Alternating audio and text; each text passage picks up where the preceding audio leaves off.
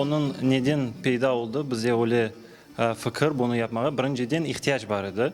Çünkü caminin içi karanlık idi ve cemaat olsun, imamha olsun ahir gelirdi. Yani okumaya, netmeye, cemaatha bir şeyler anlatmaya. İstedik ya cami daha da yarık, daha da parlak olsun deyip. Ondan gayrı bellidir. Ya işte camiye cemaat daha ziyade katlamaya başladı. Cemaat sayısı arttı. Onun için camide yerde de ihtiyaç oldu.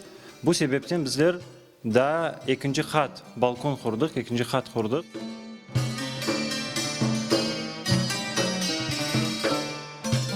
Вот здесь была проблема такая, сохранить эпоху, да, XIV века, ну хотя бы 14, 15, 16, как бы наши предки сделали бы такие фонари. Основная люстра, которая наверху, это вот круглая, из большого количества плафонов, которые расположены по двум окружностям, вписались уже какое-то время назад, то это тоже люстры, возможно, появились, ну, там электричество сейчас, да, то есть они тоже появились, скорее всего, вот последние несколько десятилетий назад, вот такого типа, но они прекрасно гармонировали со старинными мечетями, которые тоже 14, 15, 16 веков. И мы кое-что подсмотрели и решили, что все-таки вот такие вот круглые фонари, где, скажем, по кругу будут расположены большое количество плафонов. И это очень хорошо сгармонировалось здесь, в этой мечети. Мастер, кто должен был этим заняться, да?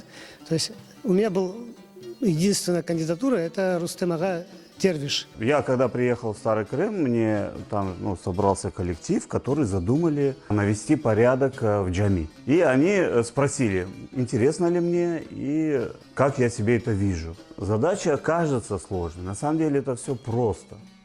На самом деле ислам древняя культура, и легко мастеру восстановить, там, сделать что-то, потому что нужно просто посмотреть аналоги и повторить.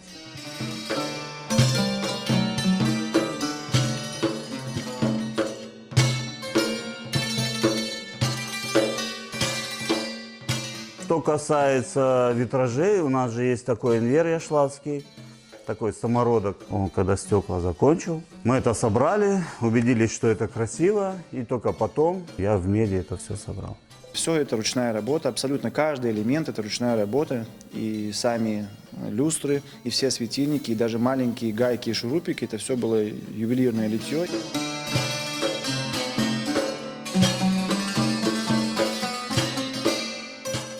Здесь все, ну, такой интерьер, здесь все старое.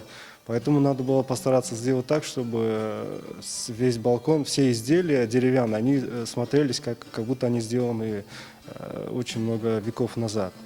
Вот. Ну, мы постарались это сделать. Ну, я думаю, что у нас получилось. Туда раньше заходили, жалко было, и как брошено это все было. Никому не нужно. Это же как не нужно? Это же нам нужно. Вот. А сейчас туда заходишь, там, ну, еще можно красивее, конечно, сделать, но уже хорошо. Уже еще сделали они второй этаж и восстановили. Там вообще теперь туда можно просто заходить и сидеть, получать удовольствие просто от красоты.